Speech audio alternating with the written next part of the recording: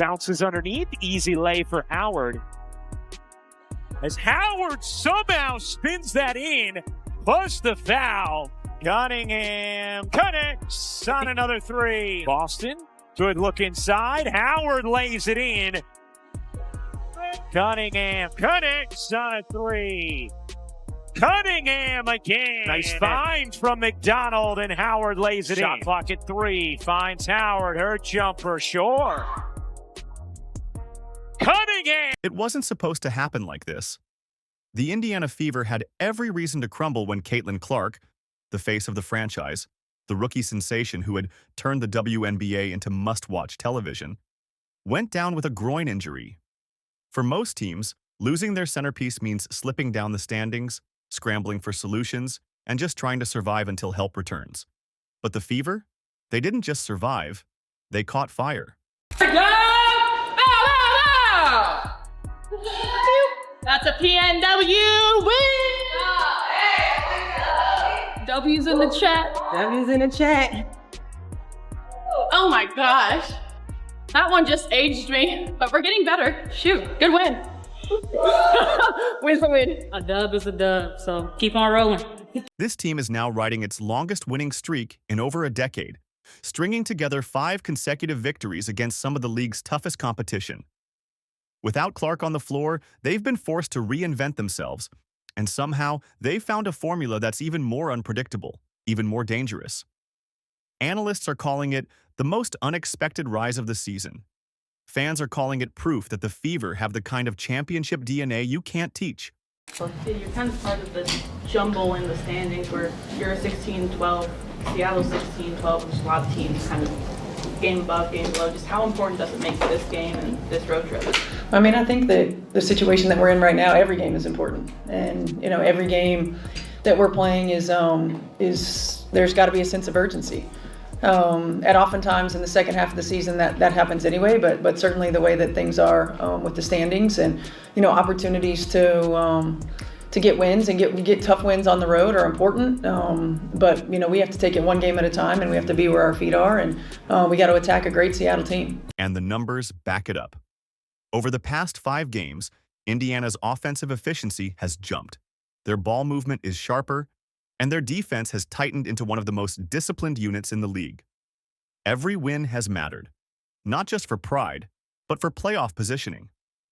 Before this run, the Fever were hovering in the middle of the standings. Now, they're eyeing home court advantage in the postseason. The twist? They're doing it all without the player everyone said they couldn't win without. I think first and foremost, we got a great group of women. They're team first. They pull for one another.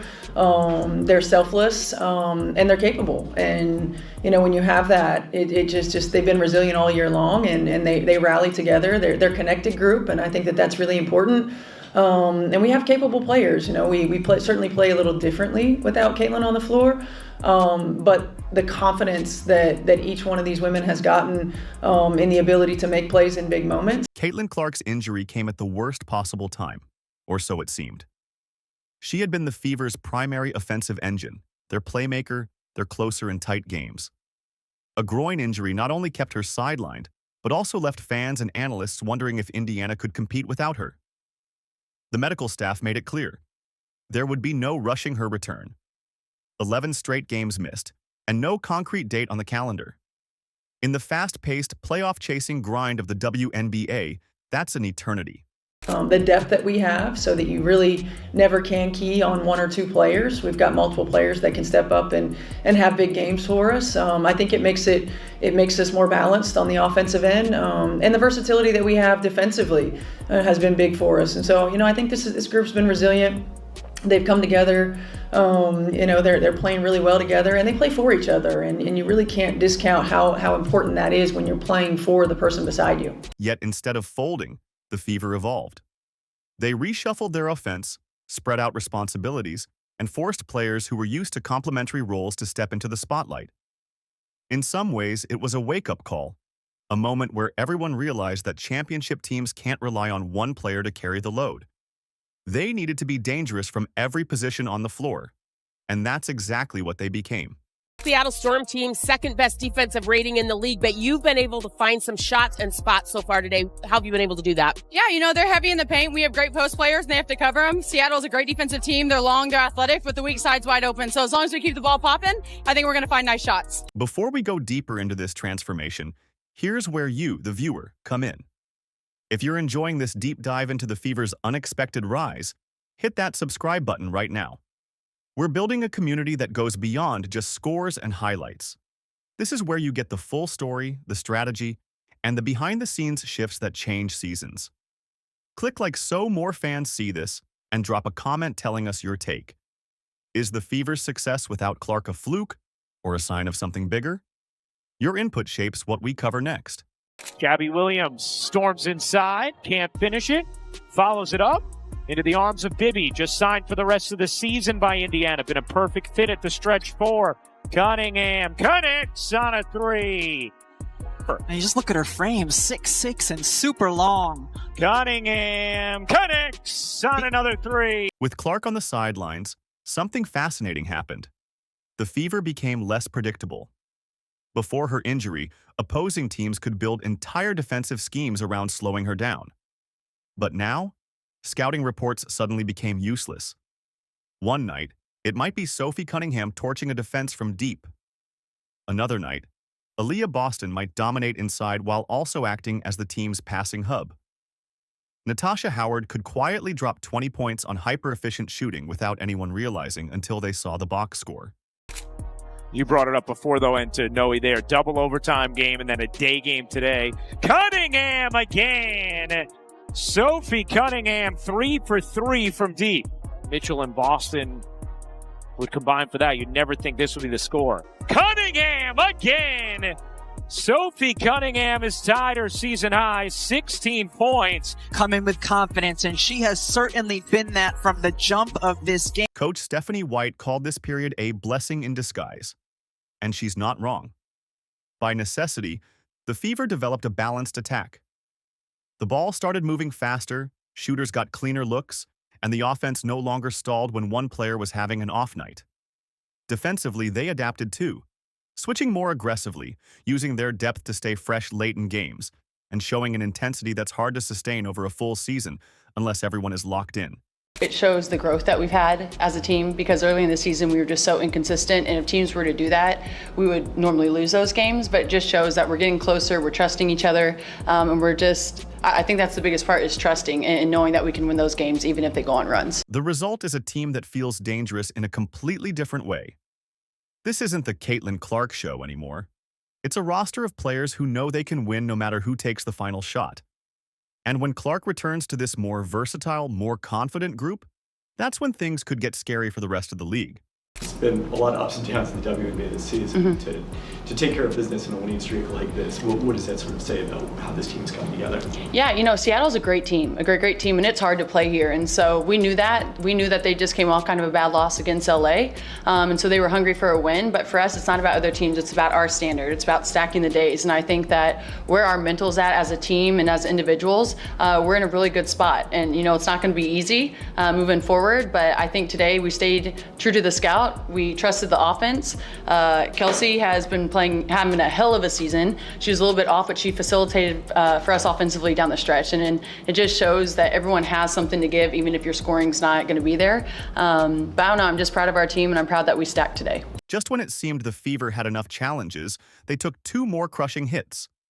Guards Ari McDonald and Sydney Colson were both ruled out for the rest of the season with injuries. Losing 2 key backcourt players could have been the breaking point for a team already operating without its biggest star. For most franchises, this is where the losing streak starts.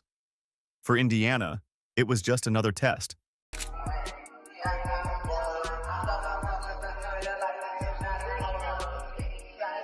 Instead of panicking, they doubled down on their team-first approach. Players like Lexi Hull took on bigger defensive assignments, while Kelsey Mitchell, even on off-shooting nights, became a primary facilitator. The bench shortened, but the chemistry tightened. When a team goes through multiple injuries and still wins, it's not luck, it's trust. And the Fever have built that trust through every challenge thrown their way this season. Here's Boston. Boston, good look inside. Howard lays it in. Nobody in the league at 6'4" or taller averages more assists than Aaliyah Boston. Well, you know, what happens off a deflection from a defensive player if it hits the rim? Shot clock still would reset. It doesn't have to be a shot. As Howard somehow spins that in, plus the foul. This resilience isn't just about grit. It's also about preparation. The Fever's coaching staff has drilled versatility into this roster, making sure nearly every player is comfortable in multiple roles. That flexibility is paying off now, allowing them to weather injuries without completely overhauling their game plan. It's the kind of adaptability that can make a playoff run last much longer than anyone expects. Here's McDonald. Bounces to Boston, center the lane, able to flip it in. It's another double-double for Aaliyah Boston. Here's Mitchell. Good look. Boston finishes plus the foul. A chance for three for Aaliyah Boston. See Mitchell. And it has to be frustrating for Kelsey Mitchell the way she shot the ball today, but you continue to work, continue to play hard. She makes the right decision. Of course, no winning streak lasts forever. The Fever's run came to a screeching halt with a blowout loss that reminded everyone how quickly momentum can shift in professional basketball. It wasn't just the loss that stung. It was the manner of it.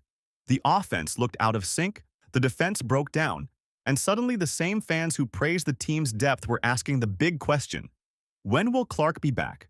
I mean, AB's been huge for us. She's really been the key.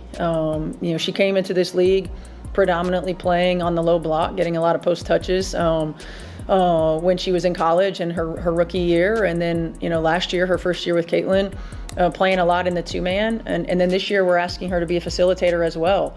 A hub for us on the offensive end of the floor while being more versatile on the defensive end than she probably has ever been. And she's just continued to step up to the challenge and grow and be better. She's really the rock of our team. This is where the pressure ramps up. If the Fever falter in the coming weeks, every headline will turn into a countdown to Clark's return. That kind of external noise can seep into a locker room, especially when players know their margin for error is slim in a tight playoff race. For now, the team is holding the line, refusing to let one bad game erase the progress they've made. But the whispers are there. The calls for Clark to return are growing louder. She's even-keeled, she's high IQ, everybody trusts her on both ends of the floor, and she's our backbone, and she's been tremendous for us all year long. And you see when teams key on her defensively and they're not allowing her to get scores, she finds the open player and she makes the right play, and that's huge for us. And here's the twist. Her eventual comeback could be both a blessing and a disruption. Integrating a star back into a team that's found a new identity isn't always seamless. The Fever will need to find a way to bring Clark's scoring and playmaking back into the fold without losing the unpredictability that's been their biggest weapon. That balance could be the difference between an early playoff exit and a deep championship run. Players looking like they need a breather. Yes. Cunningham lays it in, going backdoor on Diggins. Well, what happens off a deflection from a defensive player if it hits the rim? Shot clock still would reset. It doesn't have to be a shot. As Howard somehow spins that in, plus the foul. You see her cutting through the lanes. Skylar Diggins is inside, so she's the one left to take the Howard cut. What a tough shot by Natasha Howard. What's kept the Fever alive isn't just depth, it's leadership. Natasha Howard has been a rock, putting up stat lines that recall Tamika Catchings in her prime. Efficient scoring, strong rebounding, and the kind of court awareness that makes everyone better. When the offense stalls, she finds the right play. When the defense slips, she calls out rotations and gets everyone back on track. Her presence alone has allowed younger players to play freely without fear of making mistakes. Low pass. Mitchell digs it up, using her size on McDonald. Here's Magvagor leaving it short. Kelsey Mitchell just 1 of 10 on the day. Off to Hull. Shot clock at 3. Finds Howard. Her jumper. Sure. There wasn't a lot there. Malonga fronting. Aaliyah Boston making no pass able to go into the post, and still. Great job by Howard. Flashes, catches. Then there's Sophie Cunningham, the player teammates now call the firecracker. She's been the one to ignite momentum-shifting runs, especially from three-point range. Her confidence has been contagious, and in games where the Fever's offense has sputtered, she's been the one to hit the shot that flips the energy in the building. Those kinds of players don't always fill up the stat sheet, but they're the heartbeat of a winning team. I survived that. I think it was an 11-0 run by Seattle in the final 5 minutes. Just kind of how gutsy was that to pull that out? And we were very gutsy, every win ain't gonna be pretty. So I'm happy that we kept our composure even though Seattle went on an 11-0 run. We've been through situations like that, but at the end of the day we just stayed together and we talked about it and we moved on to the next play. Combine that with Aaliyah Boston's steady dominance in the paint, including her record-breaking streak of double-doubles, and you start to see why this team is more than just a feel-good story. These are proven contributors, each with a role they've embraced fully. That chemistry isn't accidental. It's been forged in adversity.